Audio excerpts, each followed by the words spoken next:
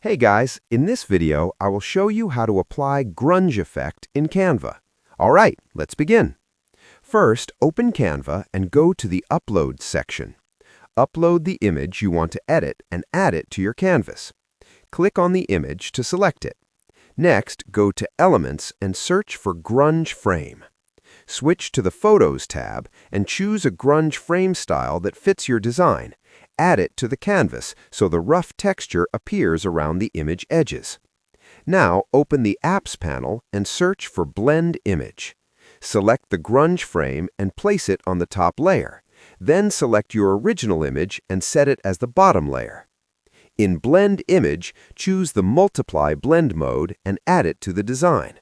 This creates a dark grunge texture effect. If you want white grunge borders instead, select the grunge image, go to Edit, choose Duotone, open Custom, and swap the black and white colors. After that, go back to Blend Image, clear the previous layers, apply the new image, choose Screen Mode, and add it to the design. You will now see the final grunge effect.